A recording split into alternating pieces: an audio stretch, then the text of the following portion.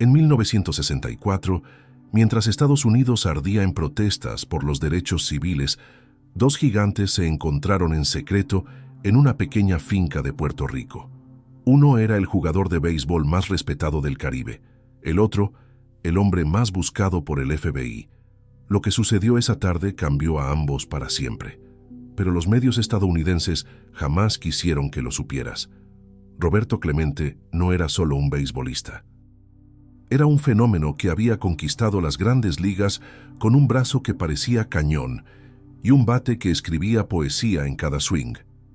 Pero en 1964, con apenas 30 años y ya convertido en estrella de los Piratas de Pittsburgh, Clemente cargaba algo más pesado que cualquier bate: la rabia acumulada de una década entera, siendo tratado como ciudadano de segunda clase en el país que lo celebraba los domingos y lo humillaba los lunes. Verás, Roberto había llegado al continente en 1954, un adolescente puertorriqueño lleno de sueños que se estrelló de frente contra la segregación Jim Crow en Florida. En Puerto Rico, la integración era lo normal. Nadie te impedía comer en un restaurante o dormir en un hotel por el color de tu piel. Pero en Estados Unidos, durante los entrenamientos de primavera, Roberto descubrió que su talento no significaba nada fuera del diamante. Mientras sus compañeros blancos entraban por la puerta principal de los hoteles, a él lo mandaban a la parte trasera. Mientras ellos comían en restaurantes elegantes, Roberto buscaba los pocos lugares que aceptaban negros y latinos, porque para el sur segregado de los años 50, ambos eran lo mismo: indeseables. Si esta historia te está tocando el corazón, suscríbete ahora mismo al canal, porque cada semana te traigo historias olvidadas de héroes que cambiaron el mundo desde las sombras. Y déjame en los comentarios, ¿conocías la amistad entre Clemente y Martin Luther King? Cuéntame qué piensas. Los primeros años de Roberto en las grandes ligas fueron una batalla constante. No solo contra pitchers que le lanzaban bolas rápidas a 95 millas por hora, sino contra reporteros que masacraban su español al citarlo, haciendo que sonara como si no supiera hablar correctamente. Mientras a los jugadores blancos los citaban con respeto, a Roberto lo ridiculizaban en los periódicos. "I talk English good", escribían, burlándose de su acento, convirtiendo a un hombre inteligente y articulado en una caricatura. Lo que no publicaban era que Roberto hablaba 4 idiomas con fluidez. Lo que no mencionaban era su brillantez estratégica en el campo, su comprensión profunda del juego, su generosidad con jugadores más jóvenes. Y estaba el dinero. Siempre el maldito dinero. En 1960, cuando Roberto bateó 314 con 94 carreras impulsadas y ayudó a los Piratas a ganar la Serie Mundial, ganaba $27,500 al año. ¿Sabes cuánto ganaba un jugador blanco promedio con estadísticas similares? Entre $40,000 y $50,000, casi el doble. Cuando Roberto reclamaba, le decían que debía estar agradecido por la oportunidad, como si jugar béisbol fuera un favor y no el resultado de años de trabajo brutal, disciplina férrea y talento que nacía una vez cada generación.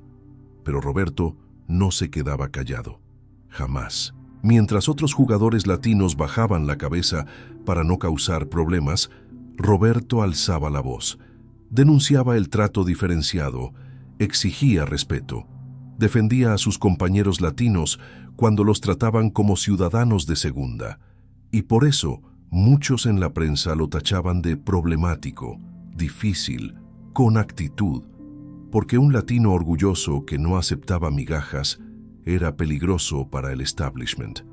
Para 1964, Roberto estaba en la cúspide. Había ganado su primer premio al jugador más valioso. Bateaba por encima de 300 consistentemente. Su brazo derecho era una leyenda. Podía lanzar la bola desde el jardín derecho hasta el home sin que tocara el suelo, eliminando corredores que pensaban que podían tomar ventaja. Los fanáticos lo adoraban. Los rivales lo temían. Pero fuera del estadio, seguía siendo solo otro latino al que le preguntaban constantemente: ¿de dónde eres? No, ¿de dónde eres realmente? Y entonces ocurrió algo que cambió el rumbo de su vida para siempre. En marzo de 1962, Martin Luther King Jr. visitó Puerto Rico por primera vez. Había sido invitado a dar un discurso en San Germán, un pueblo universitario en la costa oeste de la isla. Roberto escuchó que el Dr. King estaría ahí y decidió ir. No para conocerlo como celebrity, sino porque las palabras de King resonaban con cada fibra de su ser. Ese hombre estaba peleando en el continente la misma batalla que Roberto libraba cada día en el béisbol: dignidad, respeto, igualdad, no migajas, justicia real. Roberto llegó temprano al evento. Se sentó entre la multitud, sin anunciarse, solo otro puertorriqueño más en la audiencia, y escuchó. Escuchó a King hablar sobre el sueño de una América donde el carácter importara más que el color de piel, donde un niño negro pudiera crecer sin las cadenas invisibles del racismo, donde un hombre no tuviera que ser excepcional para ser tratado con dignidad básica. Las palabras golpearon a Roberto como un jonrón al corazón, porque él era excepcional, uno de los mejores beisbolistas del planeta, y aún así no bastaba. Si a él, con todo su talento y fama, lo trataban como inferior, ¿qué esperanza tenían los millones de latinos y negros que no tenían estadios llenos gritando su nombre? Al terminar el evento, Roberto no se fue, esperó. Y cuando la multitud se dispersó, se acercó al Dr. King, no como el estrella de béisbol Roberto Clemente, como Roberto Walker Clemente, hijo de Carolina, Puerto Rico, un hombre que necesitaba entender cómo seguir peleando sin que la rabia lo consumiera. Dr. King le dijo en su inglés perfecto que los periodistas se empeñaban en deformar: necesito hablar con usted, no aquí, en mi casa, en mi finca. Venga a Puerto Rico cuando pueda. Necesitamos más tiempo. Martin Luther King miró a Roberto a los ojos. Reconoció algo en esa mirada: determinación, dolor, propósito. King había visto esa misma expresión en los rostros de los manifestantes de Montgomery, de los estudiantes que desafiaban la segregación, de los padres que enviaban a sus hijos a escuelas donde no eran bienvenidos. Voy a aceptar esa invitación, respondió King, estrechando su mano con firmeza. Y 2 años después, en 1964, Martin Luther King Jr. llegó a la pequeña finca de Roberto Clemente en las afueras de Carolina. No hubo prensa, no hubo cámaras, no hubo fanfarria. Solo 2 hombres que cargaban el peso del mundo en sus hombros, sentándose bajo el sol caribeño a hablar de teología, estrategia y resistencia. Luis Mayoral, amigo cercano de Roberto y mentor de jugadores latinos, fue uno de los pocos que supo de ese encuentro. Años después describió la escena. Roberto preparó la finca personalmente. Nada ostentoso, solo un lugar tranquilo donde 2 gigantes pudieran hablar sin máscaras. La conversación duró horas. Roberto le contó a King sobre las humillaciones diarias en el béisbol, sobre los hoteles que lo rechazaban, sobre los reporteros que lo ridiculizaban, sobre el día en que un gerente de hotel en Florida le dijo que podía quedarse, pero solo si usaba la entrada de servicio y no se mezclaba con los huéspedes blancos en las áreas comunes. Roberto había ganado un campeonato mundial, pero aún tenía que entrar por la puerta trasera. King compartió sus propias batallas, los arrestos, las amenazas de muerte constantes, el FBI espiándolo 24/7 bajo órdenes de G. Edgar Hoover, las bombas que explotaban en iglesias, matando niñas inocentes, la fatiga de predicar amor cuando el odio parecía más fuerte cada día. Pero también hablaron de esperanza, de estrategia, de cómo usar sus plataformas, una desde el púlpito, otra desde el diamante, para crear cambio real. King le explicó a Roberto el poder de la desobediencia civil. Roberto le contó a King sobre su plan de usar su fama para ayudar a Puerto Rico y a América Latina, especialmente a los más pobres. Hay una frase que Roberto repitió muchas veces después de ese encuentro, y que claramente vino de esa tarde con King. Si tienes la oportunidad de hacer algo por alguien y no lo haces, estás desperdiciando tu tiempo en este mundo. Esa conversación selló una amistad que pocos conocieron. King invitó a Roberto a eventos de derechos civiles. Roberto comenzó a hablar más abiertamente sobre la discriminación, ya no solo como su experiencia personal, sino como parte de una lucha mayor. En 1965, cuando los Piratas jugaron en Mississippi durante la primavera, Roberto se negó a hospedarse en el hotel segregado que el equipo había reservado. Exigió que todos los jugadores latinos tuvieran el mismo alojamiento que los blancos. Cuando le dijeron que así eran las cosas en el sur, Roberto respondió: «Entonces así serán las cosas sin mí en el campo». El equipo cedió. Comenzó a hablar en español en las entrevistas televisadas, negándose a ajustarse para comodidad de los reporteros monolingües. «Si no entienden español, que aprendan», decía. «Yo hablo 4 idiomas. ¿Cuántos hablan ellos?». Y luego vino 1968, el año que todo cambió. El 4 de abril de 1968, Martin Luther King Jr. fue asesinado en Memphis, Tennessee. Una bala atravesó el cuello del hombre que había predicado amor y no violencia durante más de una década. El país explotó en disturbios. Más de 100 ciudades ardieron. El movimiento de derechos civiles quedó en shock. Roberto estaba en Pittsburgh preparándose para la temporada de béisbol. La noticia lo destrozó. Había perdido a su amigo. Había perdido a su mentor espiritual. Había perdido al hombre que le había mostrado cómo convertir la rabia en propósito. Las grandes ligas de béisbol tenían un plan: seguir adelante. El Opening Day estaba programado para el 8 de abril, apenas 4 días después del asesinato.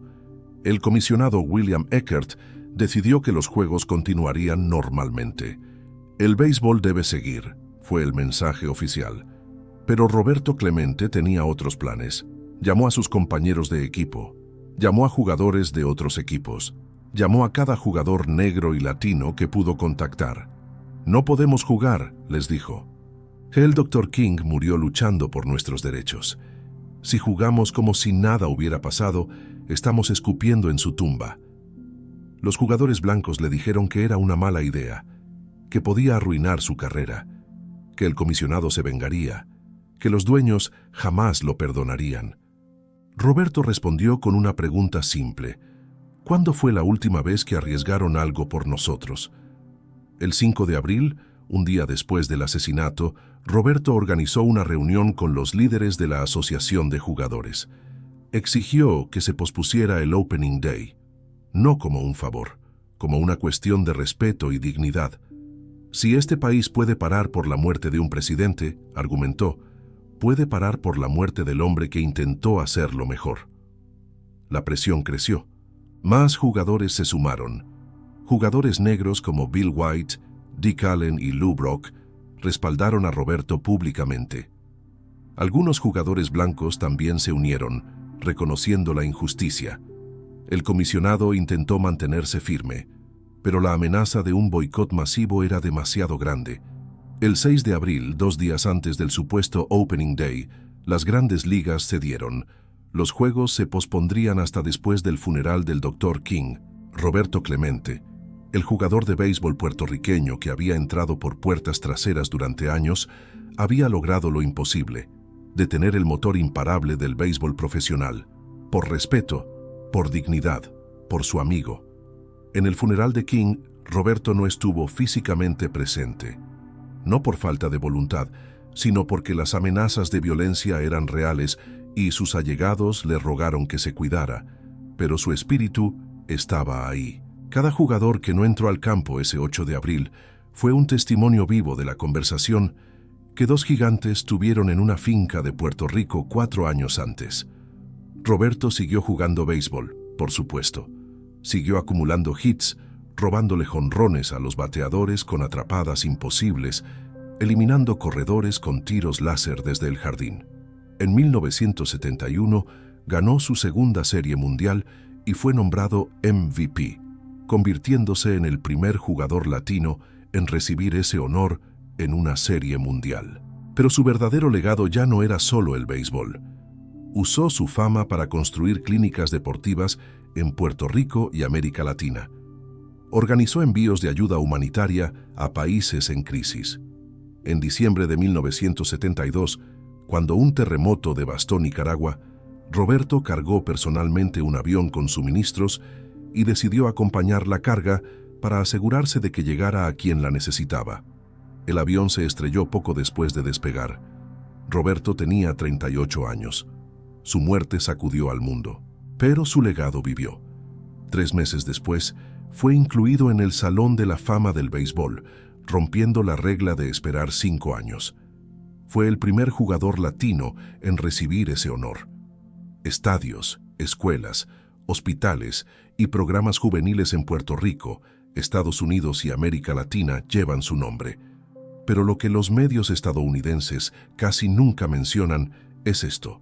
Roberto Clemente no fue solo un gran beisbolista, fue un soldado de los derechos civiles, un hermano de lucha de Martin Luther King Jr., un hombre que usó su plataforma para exigir dignidad cuando el mundo quería que se quedara callado y agradecido. ¿Y esa tarde en la finca de Carolina? ¿Esa conversación que cambió todo? Quedó oculta durante décadas, porque contar esa historia significaba admitir que la lucha de King no era solo de los afroamericanos, era de todos los marginados, de los latinos que trabajaban el campo, de los puertorriqueños que servían en el ejército estadounidense sin poder votar, de cada persona que el sistema trataba como inferior. Hoy, en 2026, cuando vemos a jugadores latinos dominar las grandes ligas, más del 30% de los jugadores son latinos, es fácil olvidar que alguien tuvo que abrir esa puerta a patadas, que alguien tuvo que arriesgar todo para que las generaciones futuras no tuvieran que entrar por la puerta trasera. Roberto Clemente fue ese alguien, y su amistad con Martin Luther King Jr. fue la chispa que convirtió a un gran jugador en un ícono eterno. Ahora quiero saber de ti.